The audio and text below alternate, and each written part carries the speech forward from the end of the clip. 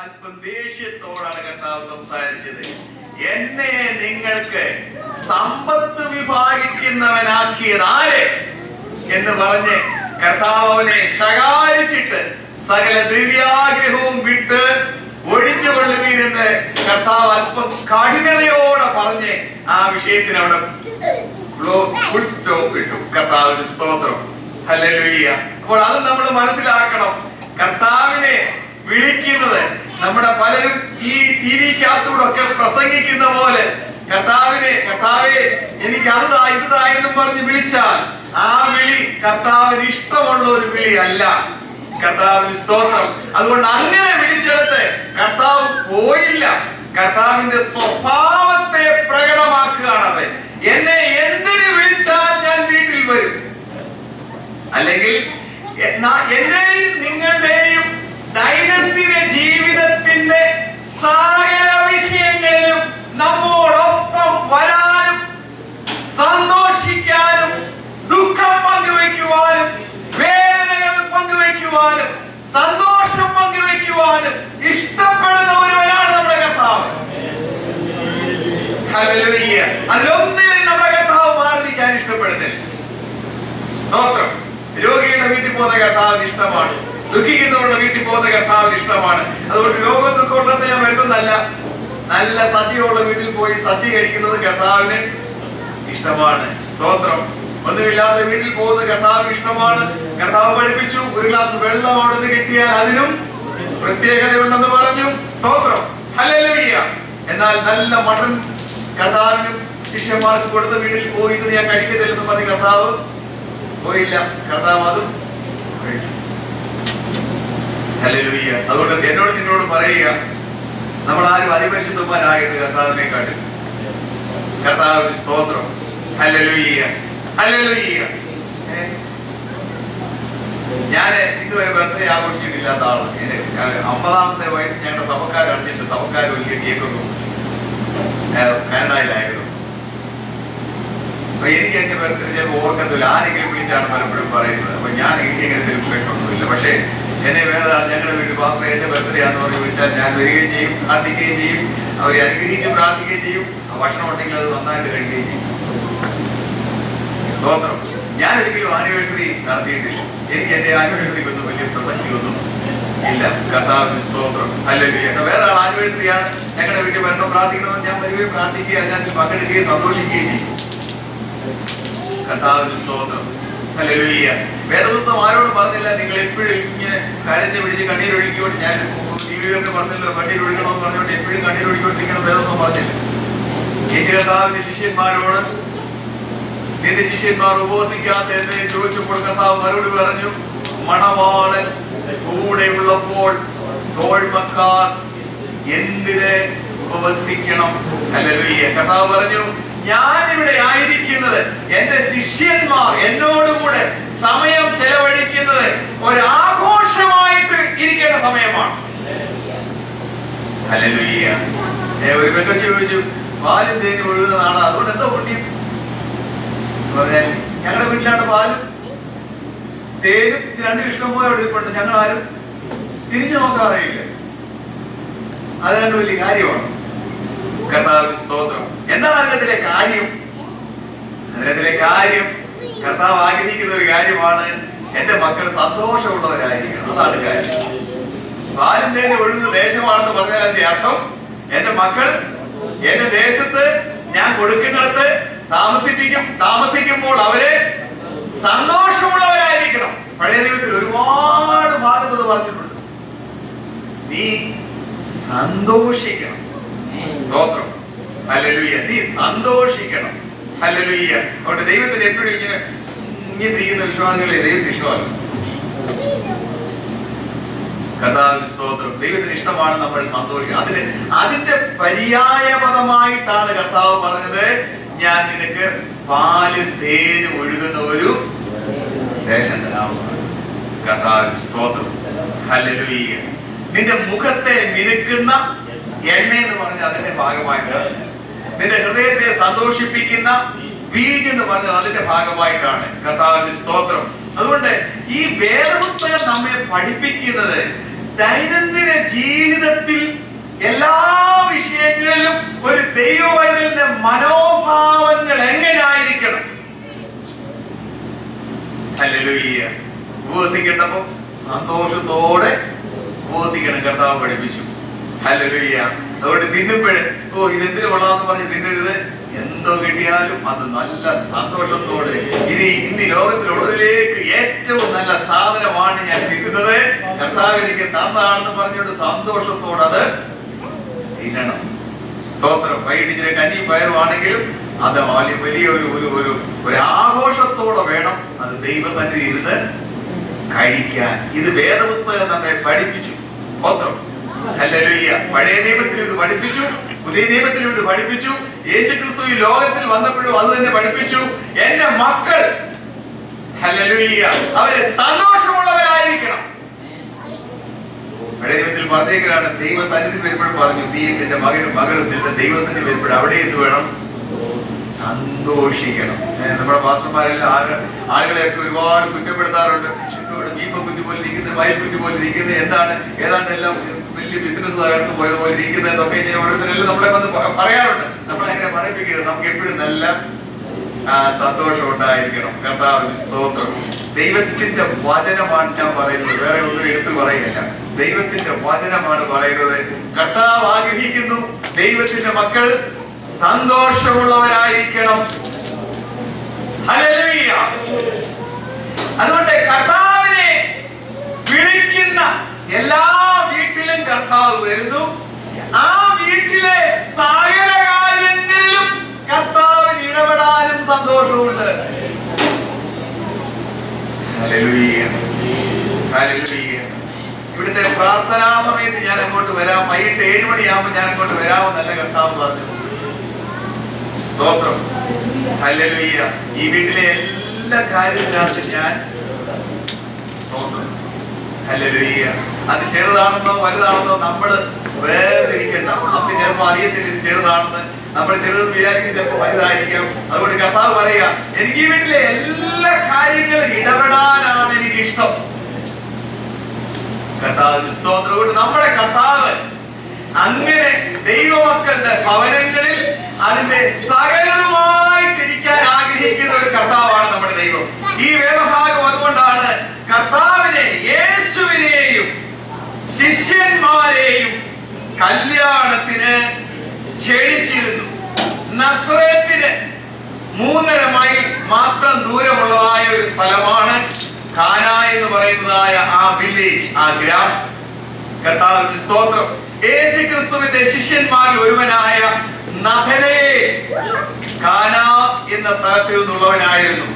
നഥനയേൽ എന്ന് യോഹന്നാന്റെ സുവിശേഷത്തിലും മറ്റ് 3 സുവിശേഷങ്ങളിലും ബർത്തലോമായി എന്നുമാണ് നാം മനുഷ്യനെ കാണുന്നത്. ഇത് രണ്ടും ഒരേ ആളാണെന്നാണ് പഠിക്കുമ്പോൾ നമുക്ക് മനസ്സിലാക്കാൻ കഴിയുന്നത്. ആ ശിഷ്യൻ കാന എന്ന് പറയുന്ന ആ ഗ്രാമത്തിൽ നിന്ന്, ഒരു ചെറിയ ഗ്രാമമാണ് ഈ സ്ഥലം, അവിടെ നിന്നുള്ളവരായിരുന്നു. കർത്താവിനെ കല്യാണത്തിന് ക്ഷണിച്ചിരുന്നു. വീഞ്ഞ് പോരാതെ വരികയാൽ യേശുവിന്റെ അമ്മ അവനോട് അവർക്ക് വീഞ്ഞില്ല എന്ന് പറഞ്ഞു. ഈ വേദഭാഗത്തിൽ വളരെ സിംബലിസം, അടയാളമായിട്ട് ചില കാര്യങ്ങളൊക്കെ പറഞ്ഞിട്ടുണ്ട്. കർത്താവിന്റെ സ്തോത്രം. വീഞ്ഞ് പോരാതെ വന്നു. ഇപ്പോൾ പലപ്പോഴും അങ്ങനെ സംഭവിക്കാം. എന്റെ നാട്ടിലെ ഒരു വലിയ പാസ്റ്ററുടെ ഏക മകന്റെ കല്യാണം നടത്തിയപ്പോൾ 250 പേർക്ക് ഭക്ഷണം കിട്ടി. പിന്നെ ഉള്ള ബ്രെഡും അവിടുന്ന് ഇവിടുന്നൊക്കെ കടയിലുള്ള ബ്രെഡെല്ലാം എടുത്ത് അങ്ങനെ കുറച്ച് ബ്രെഡും ഒക്കെ കൊടുത്താണ് പലരെയും വിട്ടത്. അപ്പോൾ കാൽക്കുലേഷൻ തെറ്റിപ്പോയി. പാസ്റ്റർ എല്ലാവരെയും വിളിച്ചു. പാസ്റ്റർ വിചാരിച്ചാലും വരുന്നില്ലെന്ന് വിളിച്ചവരെല്ലാം വന്നു. കാൽക്കുലേഷൻ തെറ്റിപ്പോയി. അതുകൊണ്ട് ഈ വീട്ടിലെ ഒരു പക്ഷെങ്കിൽ ഞാൻ പറഞ്ഞു അതായിരിക്കണമെന്നില്ല, കാൽക്കുലേഷൻ തെറ്റിപ്പോയതാകാം. അല്ലെങ്കിൽ സ്വർഗത്തിലെ ദൈവത്തിന്റെ പ്രവൃത്തി തെളിയിക്കുവാൻ വേണ്ടി ഒരു ക്ഷാമം ആ വീട്ടിലുണ്ടായതുമാകാം. കർത്താവിന് സ്തോത്രം. ഈ 2 കാര്യവും ദൈവം നമ്മെ ബോധ്യപ്പെടുത്തുന്നു. നമ്മുടെ ജീവിതത്തിലും ഇത് മനസ്സിലാക്കിയിരിക്കണം. കർത്താവിന് സ്തോത്രം. നമ്മുടെ കണക്കിന്റെ കുറവ് കൊണ്ട് ഒരു ക്ഷാമം നമ്മുടെ വീട്ടിൽ ഉണ്ടാകാതിരിക്കാൻ നോക്കണം. അത് നമ്മുടെ ഉത്തരവാദിത്വമാണ്. കർത്താവിന് സ്തോത്രം. ഹല്ലേലൂയ. നമ്മുടെ വീട്ടിലൊരു പ്രാർത്ഥന വെച്ചിട്ട് ആഹാരം കൊടുക്കുവാണെങ്കിൽ നമ്മളത് ആ ആഹാരം ഉണ്ടാക്കുന്നത് വലിയ സന്തോഷത്തോടെ വേണം അത് ഉണ്ടാക്കാൻ. സ്തോത്രം. അത് ഉണ്ടാക്കാൻ തുടങ്ങുന്നതിന് മുമ്പേ വീട്ടുകാരൊന്ന് പ്രാർത്ഥിക്കണം, കർത്താവേ ഞങ്ങൾ ഇത് ഉണ്ടാക്കുന്നു, ഇത് നല്ല രുചികരമായി ഉണ്ടാക്കാൻ ഞങ്ങളെ സഹായിക്കണേ, ഇത് കഴിക്കുന്നവരൊക്കെ നല്ല രുചി അനുഭവിപ്പാനും ദൈവത്തെ സ്തുതിപ്പാനും കാരണമാകണമേ എന്ന് പറഞ്ഞ് പ്രാർത്ഥിച്ചിട്ട് വേണം അത് തുടങ്ങാൻ. കർത്താവിന് സ്തോത്രം. അതുകൊണ്ട് നമ്മുടെ ആ ആത്മീയ സന്തോഷം നമ്മുടെ എല്ലാ പ്രവൃത്തിയിലും പ്രകടമായിരിക്കണം. കർത്താവിന് സ്തോത്രം. ഹല്ലേലൂയ. ആ ആത്മീയ സന്തോഷം നമ്മൾ ചെയ്യുന്ന സകല പ്രവൃത്തിയിലും പ്രകടമാക്കിക്കൊണ്ട് വേണം നമ്മൾ ചെയ്യാൻ.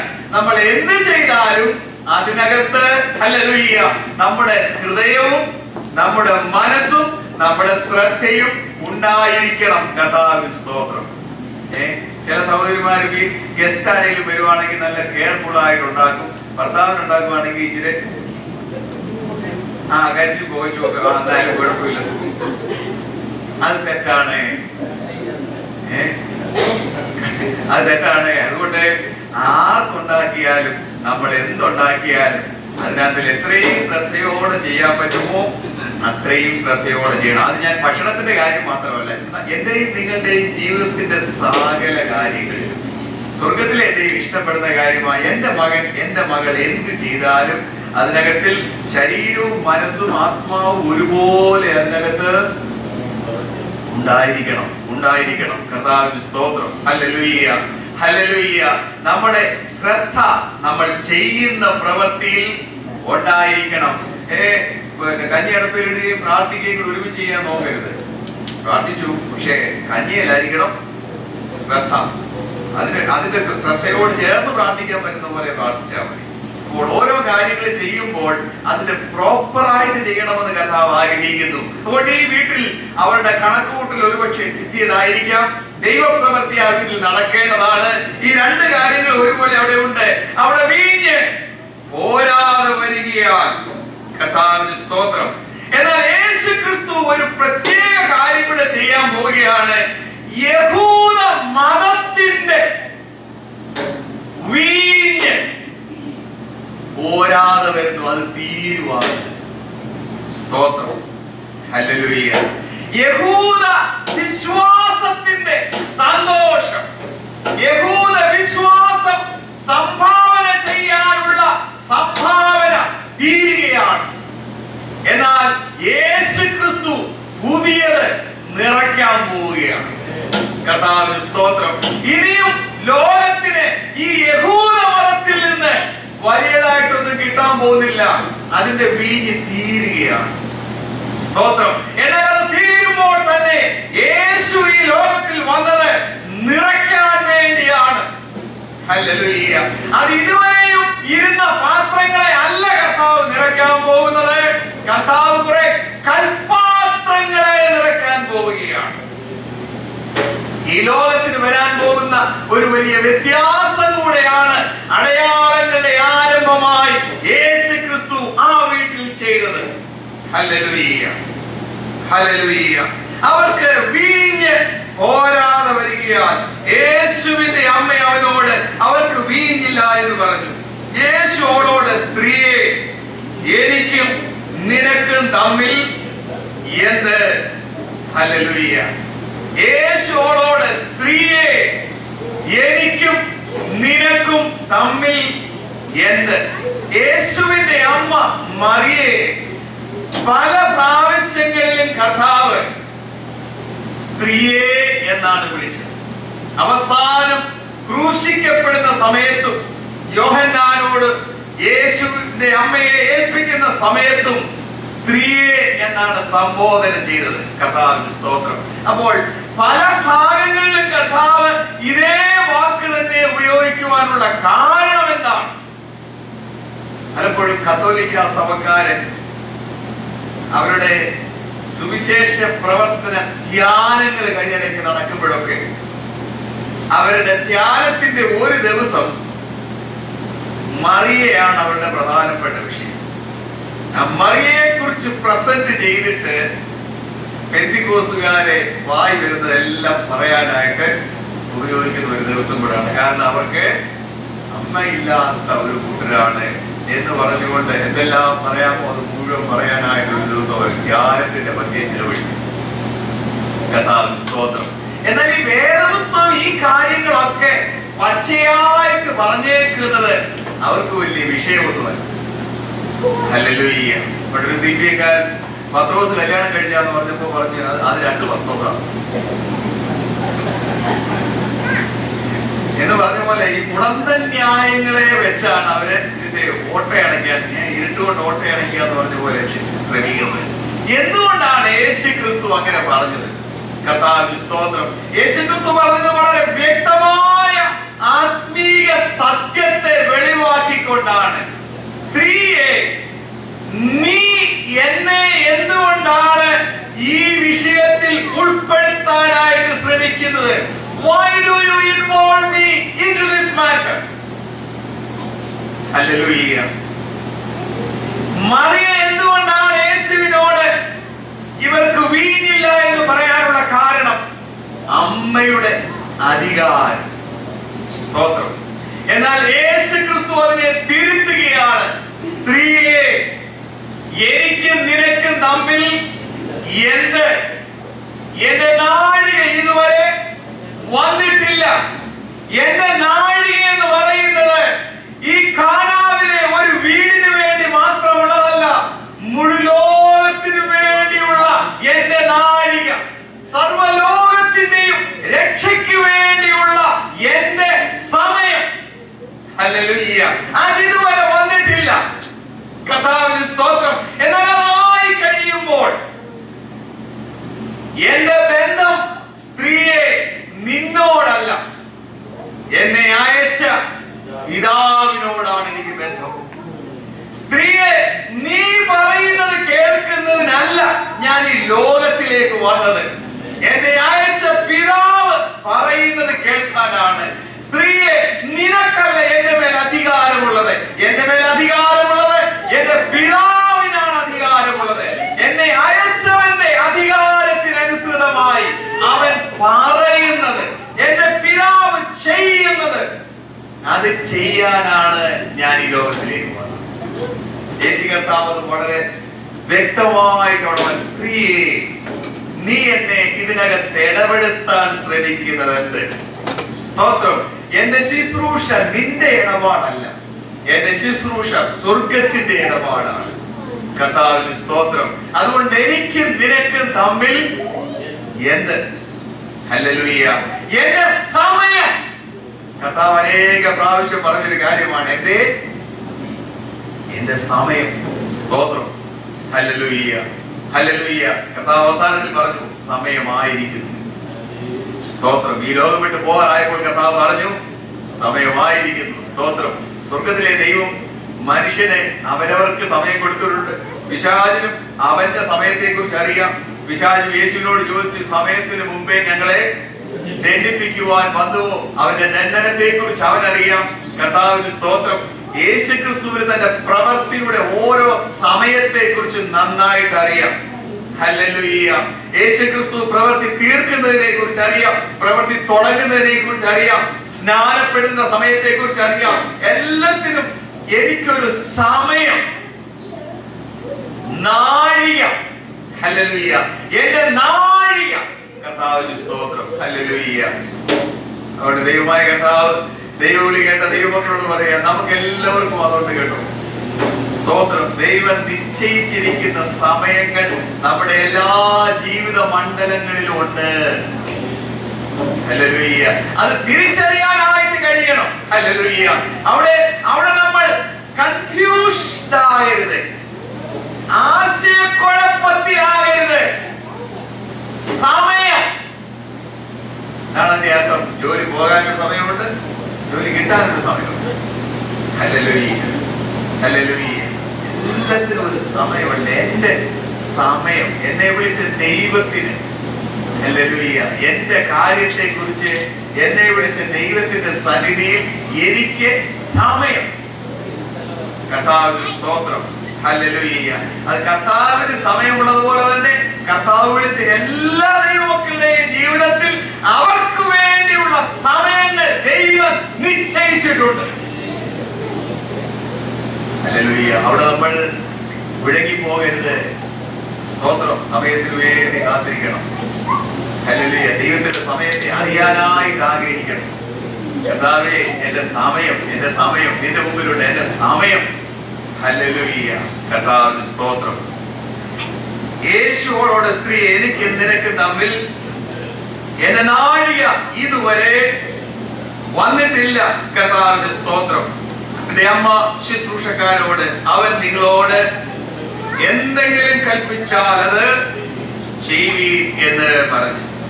അവിടെ യഹൂദന്മാരുടെ ശുദ്ധീകരണ നിയമപ്രകാരം 2 or 3 പറവീതം കൊള്ളുന്ന 6 കൽപാത്രം ഉണ്ടായിരുന്നു. ഹല്ലേലൂയ. യേശു ക്രിസ്തുവിന്റെ അമ്മയ്ക്കും യേശുവിനെ കുറിച്ച് ഒരു നല്ല ബോധ്യം ലോകത്തിൽ മറ്റാർക്കും ഉള്ളതിനേക്കാൾ ഉണ്ടായിരുന്നു. അതിന്റെ കാരണം എന്താണ്? യേശുവിന്റെ ജീവിതവുമായിട്ട്, യേശുവിന്റെ ജനനവുമായിട്ട് സംഭവിച്ച സകല കാര്യങ്ങൾ ഹൃദയത്തിൽ സംഗ്രഹിച്ച ഒരു സഹോദരിയായിരുന്നു യേശുവിന്റെ അമ്മ മറിയം. കർത്താവിന് സ്തോത്രം. അതുകൊണ്ട് മറ്റുള്ളവരെക്കാൾ യേശുവിനെ കുറിച്ച് വല്ലതും അറിയാവുന്ന ഈ ലോകത്തിൽ ഇപ്പോൾ ഉള്ള ഒരാളാണ് യേശുവിന്റെ അമ്മ മറിയം. അതുകൊണ്ടാണ് പറഞ്ഞത്, അവൻ നിങ്ങളോട് എന്തെങ്കിലും കൽപ്പിച്ചാൽ അത് ചെയ്യുവീൻ. കർത്താവിന് സ്തോത്രം. എന്നാൽ യേശു അവരോട് സമയമായിരിക്കുന്നു. അവിടെ എഴുതിയിട്ടില്ലെന്ന് ഞാൻ പറയുകയാണ്. ഈ കൽപാത്രങ്ങളിൽ വെള്ളം നിറയ്ക്കുവീൻ എന്ന് പറഞ്ഞു. കർത്താവിന് സ്തോത്രം. അപ്പോൾ യഹൂദന്മാർക്കൊരു ശുദ്ധീകരണ നിയമമുണ്ട്. മർക്കോസിന്റെ സുവിശേഷം 7-ാം അധ്യായത്തിന്റെ 1 മുതൽ 4 വരെയുള്ള വാക്യങ്ങൾ വായിക്കുമ്പോൾ അവരുടെ ശുദ്ധീകരണ നിയമങ്ങളെ കുറിച്ചൊക്കെ അവിടെ എഴുതിയിരിക്കുന്നു. കൈ നന്നായിട്ട് കഴുകണം. വെളിയിൽ പോയിട്ട് സഞ്ചരിച്ചിട്ട്, മാർക്കറ്റിൽ പോയിട്ട്, റോഡിലൂടെ ഒക്കെ സഞ്ചരിച്ചിട്ട് വന്നാൽ ഇന്ന രീതിയിൽ കഴുകി കഴിഞ്ഞിട്ട് വീടിനുള്ളിലോട്ട് പ്രവേശിക്കാൻ പാടുള്ളൂ. ഭക്ഷണം കഴിക്കാനിരുന്നാൽ ഇന്ന രീതിയിൽ കൈയുടെ മുട്ട് തൊട്ടെങ്കിലും മിനിമം കഴുകിയിട്ട് മാത്രമേ ഭക്ഷണം കഴിക്കാൻ. അപ്പോൾ അവർക്കൊത്തിരി ശുദ്ധീകരണ നിയമങ്ങളുണ്ട്. ആ ശുദ്ധീകരണ നിയമങ്ങളുടെ ഭാഗമായിട്ടാണ് കൽപാത്രങ്ങൾ. ലേവ്യ പുസ്തകം 15-ാം അധ്യായ പ്രകാരം മൺപാത്രങ്ങൾ കുറെ കഴിയുമ്പോൾ അശുദ്ധമാകും. അതുകൊണ്ട് അശുദ്ധമാകാതിരിക്കുന്ന പാത്രങ്ങളായിട്ട് അവരുടെ റബ്ബിമാര് പഠിപ്പിച്ചതാണ് മൺപാത്രങ്ങൾക്ക് ആ കുഴപ്പമുണ്ടാകത്തില്ല. അതുകൊണ്ട് ഈ ക്രമീകരണങ്ങളൊക്കെ ചെയ്യുവാൻ വേണ്ടി അവർക്ക് അവര് കൽപാത്രങ്ങൾ അതിനു വേണ്ടി വേർതിരിച്ചു. ഒരു കൽപാത്രത്തിനകത്ത് 20 gallon. നമ്മുടെ ഒരു കൊച്ചു കാറിനകത്ത് കൊള്ളുന്ന ഗ്യാസ് അത്രയും ഒരു കൽപാത്രത്തിനായിക്കൊള്ളും. അങ്ങനെയുള്ള 6 കൽപാത്രങ്ങൾ. കർത്താവിന് സ്തോത്രം. എന്നിട്ട് കർത്താവ് പറഞ്ഞു, ഈ കൽപാത്രങ്ങളിൽ വെള്ളം കോരി നിറയ്ക്കുവീൻ. സ്തോത്രം. ഹല്ലേലൂയ. നിങ്ങളുടെ ഈ വടക്കേ അമേരിക്കയിൽ താമസിക്കുന്ന പലരും ഇത് ഈ കൽപാത്രത്തിലെ വീഞ്ഞാന്ന് പറഞ്ഞാൽ അത് കുടിക്കത്തില്ല. നമ്മുടെ ശുദ്ധീകരണ നിയമപ്രകാരം നമ്മളും എടുക്കുന്നവരല്ല. കാരണം നമ്മൾ ഇത്ര നേരം സോപ്പിട്ട് കഴുകി വൃത്തിയാക്കാത്ത ഒന്നിനകത്തും നമ്മൾ കുടിക്കുന്നവരല്ല. എന്നാൽ കർത്താവ് കാര്യങ്ങളെയൊക്കെ കുറച്ചുകൂടെ ശുദ്ധിയില്ലാത്തതോ അല്ലെങ്കിൽ നന്നായിട്ട് സോപ്പിട്ട് കഴുകാത്തതൊക്കെ ഉപയോഗിക്കണമെന്നല്ല ഞാൻ പറയുന്നത്. കർത്താവിന്റെ ആത്മീയ സത്യം അവരെ പറഞ്ഞ് മനസ്സിലാക്കാൻ ശ്രമിക്കുകയാണ്. കർത്താവിന്റെ സ്തോത്രം. ഹല്ലേലൂയ. ഹല്ലേലൂയ. യഹൂദന്റെ ശുദ്ധീകരണ നിയമങ്ങൾക്ക് ആദ്യം വന്നിരിക്കുന്നു. സ്തോത്രം. യഹൂദന്റെ ശുദ്ധീകരണ നിയമങ്ങൾക്ക് ആദ്യം വന്നിരിക്കുന്നു. ഹല്ലേലൂയ. അതുകൊണ്ട് ശുദ്ധീകരണത്തിന് വേണ്ടി യഹൂദൻ പുറത്തു വച്ചിരിക്കുന്ന പലതും ദൈവത്തിന്റെ പ്രത്യേക ഉപയോഗത്തിന് വേണ്ടി അകത്താകാൻ പോകുന്നു. അതുകൊണ്ട് സ്വർഗം പുതിയ കാര്യങ്ങൾ പഠിപ്പിക്കുകയാണ്. കർത്താവിന്റെ സ്തോത്രം. ഈ ഏറ്റവും മനോഹരമായ വീഞ്ഞ് ഈ പ്രത്യേക പാത്രത്തിലാണ് സ്വർഗത്തിലെ ദൈവത്തിന് പകരാനായിട്ട് ഇഷ്ടം തോന്നിയത്. അതുകൊണ്ടാണ് ദൈവം പറഞ്ഞത്, ഇതിനകത്ത് നമുക്കറിയാം വീഞ്ഞ് തീർന്നു. യഹൂദന്മാരുടെ സദ്യ എന്ന് പറഞ്ഞാൽ 7 ദിവസമാണ്. 7 ദിവസത്തെ പരിപാടിയാണ്. അതുകൊണ്ട് വീഞ്ഞ് കാലിയായ ഇഷ്ടംപോലെ പാത്രങ്ങളകത്ത് ഇരിപ്പുണ്ട്. വേണമെങ്കിൽ അതെല്ലാം ഞാൻ കൊണ്ടുപോകാന്ന് പറഞ്ഞ് അതിനകത്തുള്ള തന്നെ വെള്ളം നിറയും. കർത്താവ് മനഃപൂർവ്വം ആ കാലിപാത്രങ്ങളൊക്കെ അവിടെ ഇരിക്കട്ടെ. ഈ കൽപാത്രങ്ങളിലാണ് നിറയ്ക്കേണ്ടത്. കർത്താവിന് സ്തോത്രം, ഹല്ലേലൂയ. ഈ കൽപാത്രങ്ങളിലാണ് നിറയ്ക്കേണ്ടത്. ഈ കൽപാത്രങ്ങളിൽ നിറയ്ക്കുക. ഹല്ലേലൂയ. അവരോട് ഈ കൽപാത്രങ്ങളിൽ വെള്ളം നിറയ്ക്കുവാൻ പറഞ്ഞു. അവർ വക്കോളവും നിറച്ചു. ഇപ്പോൾ കോരി വിരുന്നുവാഴിക്ക് കൊണ്ടുപോയി കൊടുക്കുവെന്ന് പറഞ്ഞു. അവർ കൊണ്ടുപോയി കൊടുത്തു. അതെവിടെ നിന്ന് വെള്ളം കോരിയ ശുശ്രൂഷക്കാരല്ലാതെ ആരും അറിഞ്ഞില്ല. വീഞ്ഞായി തീർന്ന വെള്ളം വിരുന്നുവാഴി രുചി നോക്കിയ ശേഷം മണവാളനെ വിളിച്ചു. കർത്താവിന് സ്തോത്രം. അവിടെ വിരുന്നുവാഴി അല്ലെങ്കിൽ ചീഫ് സ്റ്റിവാർഡ്, നമ്മുടെ നാടൻ ഭാഷ പറഞ്ഞ കലവറക്കാരൻ. നമ്മുടെ നാട്ടിൽ കല്യാണങ്ങളൊക്കെ നടക്കുമ്പോൾ അതിന് പ്രത്യേക കഴിവുള്ള ഒരാളെയാണ് നമ്മൾ കലവറയ്ക്ക് ചുമതല ഏൽപ്പിക്കുന്നത്. അവരാണ് അത് മുഴുവൻ, ആ ഒറ്റയാള് അതെല്ലാം കൺട്രോൾ ചെയ്ത് ഓരോന്നിന്റെയും അവൈലബിലിറ്റി അനുസരിച്ചാണത് കൊടുക്കുകയും ഹാൻഡിൽ ചെയ്യുകയും ചെയ്യുന്നത്. എന്തെങ്കിലും ഷോർട്ടേജ് ഉണ്ടെങ്കിൽ വിളമ്പുന്നവരോട് പറയും ഇതിനൊരു ഷോർട്ടേജ് ഉണ്ടെങ്കിൽ അതിനനുസരിച്ച് അത് ചെയ്തു. അപ്പൊ അങ്ങനെ എല്ലാം കൺട്രോൾ ചെയ്യുന്ന ഒരു നല്ല സ്നേഹിതൻ, അയൽക്കാരൻ, വീട്ടിലെ അല്ലെങ്കിൽ ഒരു വീട്ടിലുകാരനായ ഒരാള്, അങ്ങനെ പ്രത്യേക ഒരാൾ മിക്കപ്പോഴും എല്ലാ നാട്ടിലും ഉണ്ട്. അങ്ങനെയുള്ള ആളുകളെയാണ് അവർ ഈ സ്റ്റിവാർഡ്, ചീഫ് സ്റ്റിവാർഡ്, ആ കാര്യങ്ങൾ അവരെ ഏൽപ്പിക്കുന്നു. അങ്ങനെയുള്ള ആളിനോടാണ് പറഞ്ഞത്. കർത്താവിന് സ്തോത്രം. ഈ വേദവാക്യങ്ങളെ വായിച്ചിട്ട് വചനത്തെ കോട്ടിക്കളയാൻ വേണ്ടി പലരും അത് ഉപയോഗിക്കാറുണ്ട്. യേശു ക്രിസ്തു ഇപ്പോൾ 120 ഗാലൻ വീഞ്ഞാണിപ്പോ ഉണ്ടാക്കിയത്. എത്ര നമ്മുടെ നാളെ എത്ര കുപ്പിയാണിപ്പോ പടാന്ന്. ഒരു യഹൂദനെ ഒരു കുപ്പി വീഞ്ഞുണ്ടാക്കണമെങ്കിൽ അല്ലെങ്കിൽ ഒരു ഗാലൻ വീഞ്ഞുണ്ടാക്കാൻ 3 മാസത്തെ പ്രോസസ്സാണ്.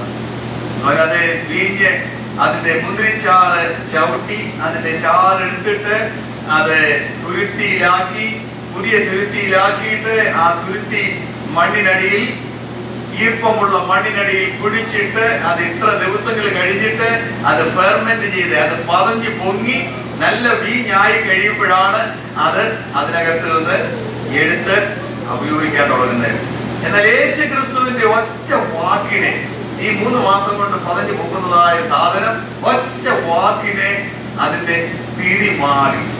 കർത്താവിന് സ്തോത്രം. എന്നിട്ട് അതല്ല ഞാൻ പറഞ്ഞ കോട്ടിക്കളയുക എന്ന് പറഞ്ഞത്. ഈ വാക്യം എടുത്തിട്ട് യേശുവിന്റെ ഒന്നാമത്തെ അത്ഭുതം കള്ളുണ്ടാക്കുക ആയിരുന്നു. അതുകൊണ്ട് യേശു തന്നെ അല്ലേ ഇത് പറഞ്ഞേക്ക്. കർത്താവിന് സ്തോത്രം, ഹല്ലേലൂയ, ഹല്ലേലൂയ. എന്നാൽ ഈ വേദപുസ്തകം തന്നെ യേശു തന്നെ പറഞ്ഞു. കർത്താവിന്റെ വരവിനെ കുറിച്ച് പറഞ്ഞപ്പോൾ പറഞ്ഞു, ലൂക്കോസിന്റെ സുവിശേഷം 22-ാം അധ്യായത്തിന്റെ അവസാന വാക്യങ്ങളിൽ, നിങ്ങളുടെ ചിന്ത അതിഭക്ഷണത്താലും മദ്യപാനത്താലും ആ ദിവസം പെട്ടെന്ന് കണി പോലെ നിങ്ങൾക്ക് വരാതിരിക്കുവാൻ സൂക്ഷിച്ചുകൊള്ളുകയും. അപ്പോസ്തലനായ പൗലോസ് കൊരിന്ത്യർക്ക് എഴുതിയ 1-ാം ലേഖനം 5-ാം അധ്യായത്തിന്റെ അവസാനത്തിൽ പറഞ്ഞു, മദ്യപാനി അവനുമായിട്ട് സംസർഗം ഒരു ദൈവവേദനാരുത്. ഒരു മദ്യപാനിയുമായിട്ട് ഒരിടപാടിനും പോകരുത്, അവനോട് മാറി നിന്നോണമെന്ന് പറഞ്ഞു. 6-ാം അധ്യായത്തിന്റെ അവസാനത്തിൽ പറഞ്ഞു, മദ്യപാനി ഈ വക പ്രവർത്തിക്കുന്നവൻ ദൈവരാജ്യം അവകാശമാക്കുകയില്ല എന്ന് പറഞ്ഞു. ഗലാത്യ ലേഖനം 5-ാം അധ്യായത്തിന്റെ ജഡത്തിന്റെ പ്രവൃത്തികളുടെ കൂട്ടത്തിൽ പറഞ്ഞു, കുടിക്കുന്നത് ജഡത്തിന്റെ പ്രവൃത്തിയുടെ ഭാഗമാണ്. ഹല്ലേലൂയ. അപ്പോഴതെല്ലാം എടുത്തിട്ട് ആളുകള് തിമോത്തിയോസിനോട് പൗലോസ് പറഞ്ഞില്ലയോ, നിന്റെ കൂടെയുള്ള 1 തിമോത്തിയോസ് 5:23, നിന്റെ കൂടെയുള്ള അജീർണത നിമിത്തം വെള്ളം മാത്രം കുടിക്കാതെ അല്പം വീഞ്ഞും സേവിച്ചുകൊള്ളുക. അവിടെ എന്താണ് തിമോത്തിയോസിനോട് പൗലോസ് അപ്പോസ്തലൻ പറഞ്ഞത്?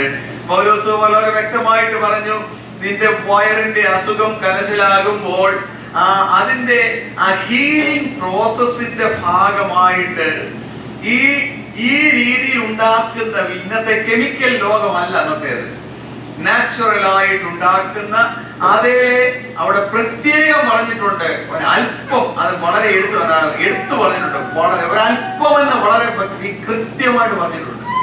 എന്ന് പറഞ്ഞാൽ നമ്മുടെ ഇന്നത്തെ ലോകത്തിലും നമ്മൾ ഏത് ഹോമിയോ മെഡിസിൻ എടുത്താലും അതിനകത്തിൽ ആൽക്കഹോൾ കണ്ടന്റ് വളരെ ഉണ്ട്.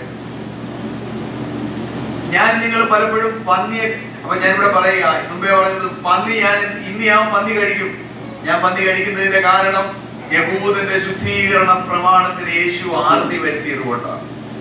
ഞാൻ ആ ശുദ്ധീകരണ പ്രമാണത്തിന്റെ കീഴിലുള്ളവനല്ല. അതുകൊണ്ട് ഞാൻ പന്നി കഴിച്ചാൽ ഒരു കുഴപ്പവുമില്ല. അതുകൊണ്ട് ഞാൻ പന്നി കഴിക്കും. പക്ഷെ നമ്മുടെ ഈ നാട്ടിലെ പലപ്പോഴും ഞാൻ അന്വേഷിച്ചു, ഈ പന്നിയെയൊക്കെ കുക്ക് ചെയ്യുന്നതിനകത്തിൽ അവര് ബ്രാൻഡി ചേർത്താണ് അവര് കുക്ക് ചെയ്യുന്നത്. കാരണം അങ്ങനെ ചേർത്തെങ്കിൽ അത് ശരിക്കും നല്ല സോഫ്റ്റ് ആയിട്ട് വരുത്തുള്ളൂ. എന്നാൽ ഇത് ബ്രാൻഡി ഉള്ളതാണ്, അതുകൊണ്ട് നാളെ തൊട്ട് പന്നിയെ തിന്നതില്ലെന്ന് ഞാൻ തീരുമാനിക്കുന്നില്ല. എനിക്കത് വിഷയമല്ല, ഞാൻ നാളെ കിട്ടിയാലും തിന്നും.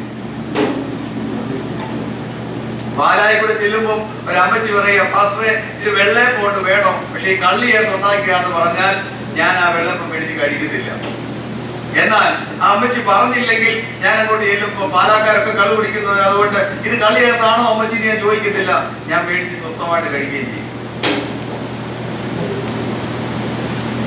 അതുകൊണ്ട് ഈ വിഷയങ്ങളിലൊക്കെ നമ്മൾ വചനം വിട്ടു പോകരുത്. പൗലോസ് പ്രത്യേകിച്ച് പറഞ്ഞത്, ഒരു വീട്ടിൽ പാലപ്പം ഉണ്ടാക്കി കഴിക്കാൻ ചെന്നിരിക്കുമ്പോ ഇതിനകത്ത് കള്ളി ചേർന്നാണോ എന്ന് ചെന്ന് ചോദിക്കരുത്. സ്തോത്രം പറഞ്ഞ് കിട്ടിയ പാലപ്പം വയറ് നിറച്ച് കഴിച്ചിട്ട് ദൈവത്തെ സൂചിച്ച് കിട്ടിച്ചു പോയിക്കോണം. അതല്ല, വീട്ടുകാരൻ ആദ്യമേ പറയുക നമ്മളെ പരീക്ഷിക്കാനാണ്, ബന്ധുക്കോസുകാരാ ഇത് കള്ളി ചേർത്താണെന്ന് പറഞ്ഞാൽ അത് തിന്നരുത്, അത് വേണ്ടാന്ന് വെക്കണം. അവൻ നിന്നെ കുറ്റപ്പെടുത്താനും ദൈവത്തിന്റെ സന്നിധിയിൽ നിന്നെ അവഗണിക്കാനും അനുവാദം കൊടുക്കരുത്. കർത്താവിന്റെ സ്തോത്രം. ഹല്ലേലൂയ. അതുകൊണ്ട് ദൈവമായ കർത്താവ് നമുക്ക് പ്രമാണം തന്നിരിക്കുന്നതൊക്കെ നമ്മുടെ ജീവിതത്തിൽ, ദൈനംദിന ജീവിതത്തിൽ അതിന്റെ ഭാഗമാക്കാൻ വേണ്ടിയാണ്. അതുകൊണ്ട് മദ്യപാനി ദൈവരാജ്യം അവകാശമാക്കുകയില്ലെന്ന് പറഞ്ഞെങ്കിൽ ആ യേശു കുടിക്കാമെന്ന് പറയത്തില്ല. അതുകൊണ്ട് വേദപുസ്തകത്തിൽ കൂടുതലും ഒരുപാട് പുതിയ നിയമത്തിൽ അനേക ഭാഗങ്ങളിൽ പറഞ്ഞിട്ടുണ്ട് അരുത്. സ്തോത്രം. ആ വാക്കുകളെ മുഴുവൻ നിങ്ങൾ വായിച്ചാൽ അവിടെ ലഹരി പിടിപ്പിക്കുക എന്നുള്ളതാണ് അവിടുത്തെ പദം വാസ്തവം. സ്തോത്രം. ഇന്നത്തേതൊക്കെ മിക്കവാറും അതുമായിട്ട് ബന്ധപ്പെട്ടതാണ്.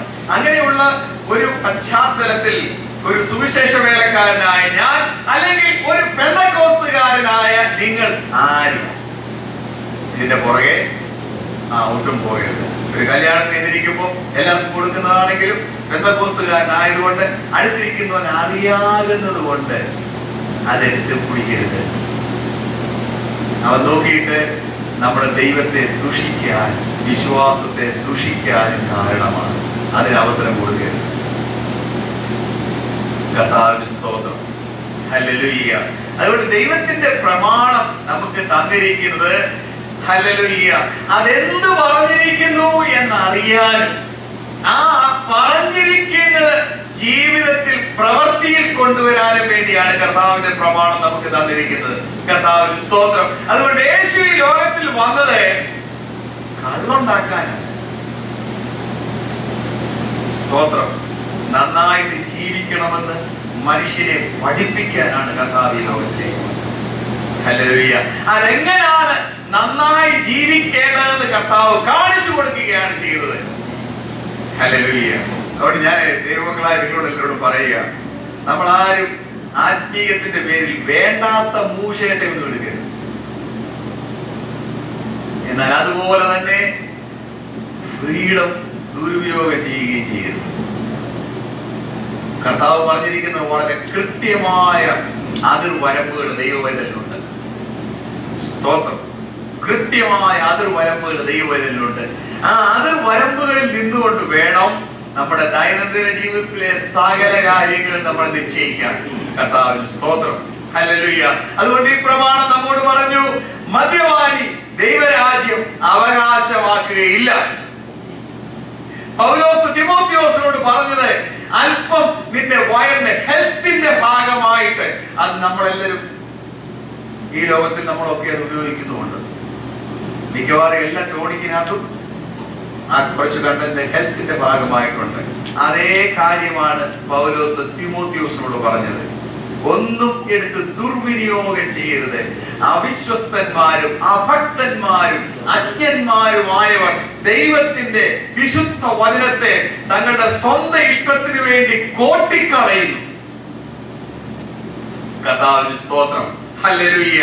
അത് അനുവദിക്കരുത്. അതുകൊണ്ട് ഈ വീഞ്ഞുവാഴി രുചി നോക്കിയ ശേഷം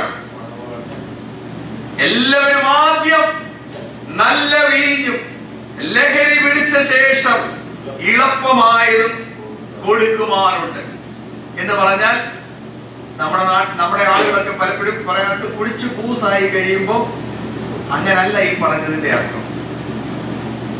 കർത്താവിന് സ്തോത്രം. നിങ്ങൾക്കൊരു സാധനത്തിന്റെ രുചി അറിയണമെങ്കിൽ വിശന്നിരിക്കുമ്പോൾ വേണം അതിന്റെ രുചി നോക്കാൻ. വയറ് നിറഞ്ഞിരിക്കുമ്പോൾ നോക്കിയാൽ ശരി രുചി അറിയാൻ പറ്റത്തില്ല. ഉപ്പുണ്ടോ നോക്കണമെങ്കിൽ വയറ് നിറഞ്ഞിരിക്കുന്നോ നോക്കിയാൽ ഉപ്പിന്റെ ടേസ്റ്റ് ശരിക്കും അറിയാൻ പ്രയാസമാവും. വിശന്നിരിക്കുന്നോ നോക്കിയാൽ അതിന്റെ കറക്റ്റ് അറിയാൻ പറ്റും. അപ്പോൾ നമ്മുടെ രുചി മുകുളങ്ങൾ, ടേസ്റ്റ് ബഡ്സ്, അത് ഫ്രഷ് ആയിട്ട് ഇരിക്കുമ്പോഴാണ് ശരിക്ക് റെക്കഗ്നൈസ് ചെയ്യുന്നത്. കുറച്ചു നേരം ഉപയോഗിച്ചുകൊണ്ടിരിക്കുമ്പോൾ ചെയ്താൽ അത് ശരിക്കും റെക്കഗ്നൈസ് ചെയ്യത്തില്ല. ഹല്ലേലൂയ. തിന്നോണ്ടിരിക്കുമ്പോൾ ഉപ്പുണ്ടോ നോക്കിയാൽ ശരിയാകത്തില്ല. അതാണ് ഇവിടെ പറഞ്ഞിരിക്കുന്നത്. എല്ലാവരും ആദ്യം നല്ല വീഞ്ഞും. അതുകൊണ്ട് ആദ്യം എടുക്കുമ്പോൾ ശരിക്കും ടേസ്റ്റ് അറിയാൻ പറ്റുന്നു. കുറെ കഴിയുമ്പോൾ ഭക്ഷണം കഴിച്ചുകൊണ്ടിരിക്കുന്ന സമയത്ത് ടേസ്റ്റ് ശരിക്ക് അറിയാൻ സാധിക്കുന്നില്ല. കർത്താവിന് സ്തോത്രം. ആ കാര്യമാണ് പറഞ്ഞത്. ഇതെവിടെ നിന്ന് പറയുന്നു? ഇത് നിങ്ങൾ അവസാനം വരെ വെച്ചു വരും. ഹല്ലേലൂയ. ദൈവത്തിന്റെ പ്രമാണം നമ്മെ പഠിപ്പിക്കുന്ന ഒരു കാര്യമാണ്. അവസാനത്തിലേക്കാണ് നല്ലതെല്ലാം വെച്ചേക്കും. കർത്താവിന് സ്തോത്രം. എല്ലാ യുഗത്തിന്റെയും അവസാനമായ ഈ യുഗത്തിലാണ് കർത്താവ് ഏറ്റവും നല്ലത് വെച്ചേക്കുന്നത്. കർത്താവിന് സ്തോത്രം. ഹല്ലേലൂയ. ഞാൻ കഴിഞ്ഞ നാളുകളിൽ നോക്കിയിട്ടുണ്ട്. ഈ ലോകത്തിൽ ആദ്യമായിട്ട് പോപ്പുലേഷൻ ഒരു 2 ബില്യണെങ്കിലും ആയത് ഈ 20-ാം നൂറ്റാണ്ടിൽ. 2 ബില്യൺ അല്ല, ഇപ്പോൾ 7 ബില്യൺ ഉണ്ട്. കഴിഞ്ഞ നൂറ്റാണ്ടുകളിലൊക്കെ ഈ ലോക ജനസംഖ്യ 1 ബില്യണോ അല്ല അതിനപ്പുറത്തിച്ചൂടെ ഉള്ളായിരുന്നു. ഇപ്പോഴാണ് ഇത്രയും ജനസംഖ്യ ഉണ്ടായത്. സുവിശേഷം ശക്തിയോടെ പ്രവഹിക്കുന്നത് ഇപ്പോഴാണ്. ദൈവാത്മാവ് ശക്തിയോടെ പ്രവർത്തിക്കുന്നത് ഇപ്പോഴാണ്. എന്നാൽ സകലതും ദൈവം അവസാനത്തിലേക്ക്, നല്ലത് അവസാനത്തിലേക്ക്. ഹല്ലേലൂയ. എന്റെയും നിങ്ങളുടെയും ജീവിതത്തെ കുറിച്ചും അത് തന്നെയാണ് കർത്താവ് പഠിപ്പിക്കുന്നത്. സ്തോത്രം. സദൃശവാക്യക്കാരൻ പറഞ്ഞു, ബാല്യത്തിൽ നുകം ചുമക്കുന്നത് പുരുഷന് നല്ലത്. സ്തോത്രം. ഹല്ലേലൂയ. എനിക്ക് 17-ാമത്തെ വയസ്സിലെ സുവിശേഷ വേലയ്ക്ക് വേണ്ടി ഇറങ്ങിത്തിരിക്കാൻ കഴിഞ്ഞത് എന്റെ ജീവിതത്തിലെ ഏറ്റവും വലിയ ഭാഗ്യമായിട്ട് ഞാൻ മനസ്സിലാക്കുന്നു. അതിവിടെ ഇവിടെ അലഞ്ഞു തിരിഞ്ഞിട്ട് കർത്താവിനെ അറിയുന്നതിനേക്കാൾ എത്ര വലിയ അനുഗ്രഹമാണ് ജീവിതത്തിന്റെ ചെറുപ്രായത്തിലെ കർത്താവിനെ അറിയുന്നത്. അതിന്റെ അനുഗ്രഹം മുഴുവൻ ജീവിതം മുഴുവനും ആസ്വദിക്കാനായിട്ട് കഴിയുന്നു. ഹല്ലേലൂയ. ഇന്നും അനുഭവിക്കുന്നു. കർത്താവിന് സ്തോത്രം. എന്റെ അന്ത്യം ഇതിനേക്കാൾ നന്നായിരിക്കും എന്നാണ് കർത്താവ് പറഞ്ഞേക്കുന്നത്. നമ്മുടെ എല്ലാരെയും കുറിച്ച് കർത്താവ് പറയും ഏറ്റവും നല്ലത്. ഹല്ലേലൂയ. സ്തോത്രം. ഇനി നമ്മളൊക്കെ ഏറ്റവും നല്ലത് അതിമഹത്തായത് ഇനി പ്രാപിക്കാൻ പോകുന്നു. സ്തോത്രം. ദൈവവചനത്തെ കുറിച്ച് കർത്താവ് ആഗ്രഹിക്കുന്നത് എങ്ങനെയാണ്? സ്തോത്രം. ഇന്നുള്ളതിനേക്കാൾ നല്ലത്. ഹല്ലേലൂയ. അതിമഹത്തായത്, ശ്രേഷ്ഠമായത് കർത്താവ് നമുക്ക് തരാനായിട്ട് ആഗ്രഹിക്കുന്നു. 11-ാം വാക്യം, യേശു ഇതിനെ അടയാളങ്ങളുടെ ആരംഭമായി ഹല്ലേലൂയ തന്റെ മഹത്വം വെളിപ്പെടുത്തി. സ്തോത്രം. മറ്റ് പലരും പറഞ്ഞതിനേക്കാൾ അത്ഭുതങ്ങൾ എന്ന് പറയാനല്ല യോഹന്നാൻ ഇഷ്ടപ്പെടുന്നത്. യോഹന്നാൻ എപ്പോഴും പറയുന്നത് അടയാളങ്ങൾ. യേശുവിന്റെ വാക്കും യേശുവിന്റെ പ്രവൃത്തിയും യേശുവിന്റെ ശുശ്രൂഷയും ഒരു അത്ഭുതമായിട്ടല്ല കാണേണ്ടത്, ഒരു അടയാളമായിട്ടാണ് കാണേണ്ടത്. വാസ്തവത്തിൽ അത്ഭുതം എന്ന് അവിടെ വാസ്തവത്തിൽ ബൈബിളിൽ പറഞ്ഞിട്ടേ ഇല്ല. അതല്ല, മൈറ്റി ഡീഡ്സ്, ദുനാമിസ്. അതാണ് വേദപുസ്തകം മലയാളത്തിലും ഇംഗ്ലീഷിലും ഒക്കെ മിറക്കിൾ മിറക്കിൾ എന്ന് പറഞ്ഞേക്കുന്നത്. യേശുവിന്റെ പ്രവൃത്തികളെ മിറക്കിൾ എന്നല്ല കാണേണ്ടത്. യേശുക്രിസ്തുവിന്റെ എല്ലാ പ്രവൃത്തിയും ഒരടയാളമാണ്. സ്തോത്രം. ഒരു പ്രവൃത്തിയും അതിൽ തന്നെ ഒതുങ്ങുന്നതല്ല. എല്ലാ പ്രവൃത്തിയും അതിനപ്പുറത്തേക്ക് ഒന്നിനെ ചൂണ്ടിക്കാണിക്കുന്നതാണ്. ഹല്ലേലൂയ. കർത്താവ് 5 അപ്പം കൊണ്ട് 5000 പോഷിപ്പിച്ചത് വയറ് നിറയാൻ വേണ്ടി അല്ല. കർത്താവ് ആഗ്രഹിച്ചത് ഞാൻ ജീവന്റെ അപ്പമാണ് എന്ന് ഈ പുരുഷാരം തിരിച്ചറിയാൻ വേണ്ടിയാണ്. യേശു ഈ കൽപാത്രങ്ങളെ വ്യത്യസ്തമുള്ളതാക്കിയത് ഒരു പ്രത്യേക ഉദ്ദേശത്തിന് വേണ്ടിയാണ്. യേശു പച്ചവെള്ളത്തെ വീഞ്ഞാക്കിയത് ഒരു പ്രത്യേക ഉദ്ദേശത്തിന് വേണ്ടിയാണ്. യേശു ആ കല്യാണ വീട്ടിൽ പോയി പ്രവർത്തിച്ചത് ഒരു പ്രത്യേക ഉദ്ദേശത്തിന് വേണ്ടിയാണ്. യേശുവിന്റെ ഓരോ പ്രവൃത്തിക്കും ഒരു അടയാളം, ആ പ്രവൃത്തിയുടെ മുമ്പിൽ ഒരു അടയാളം. ഹല്ലേലൂയ. കർത്താവിന്റെ മക്കളെ, നമ്മുടെ ജീവിതത്തിൽ നമ്മൾ അത് മനസ്സിലാക്കണം. കർത്താവ് എന്നോട് സംസാരിക്കുന്നതിന്റെ പിന്നിൽ, കർത്താവ് എനിക്ക് വേണ്ടി പ്രവർത്തിക്കുന്നതിന് പിന്നിൽ, എന്റെ ജീവിതത്തിന്റെ ഓരോ സംഭവങ്ങളുടെയും പിന്നിൽ, ദൈവം എന്നെ നടത്തുന്ന ഓരോ നടത്തിപ്പിന്റെയും പിന്നിൽ, എന്റെ ഓരോ ചുവടിന്റെയും പിന്നിൽ ദൈവത്തിന്റെ ഒരു അടയാളം ദൈവം കാണിക്കുന്നുണ്ട്. ഞാനത് തിരിച്ചറിയണം. എന്താണ് ഇതിന്റെ അടയാളം? ഇതെന്തിലേക്ക് ചൂണ്ടിക്കാണിക്കുന്നു? എന്നെ എന്തിലേക്ക് ദൈവം പഠിപ്പിക്കാൻ ആഗ്രഹിക്കുന്നു? എന്നെ എവിടേക്ക് എന്റെ ചിന്താഗതികളെ കൊണ്ടുപോകാൻ ദൈവം ആഗ്രഹിക്കുന്നു? അടയാളം എന്താണ്? Hallelujah, hallelujah. നമുക്ക് പ്രാർത്ഥിക്കാം. Praise the Lord. ഹല്ലേലൂയ.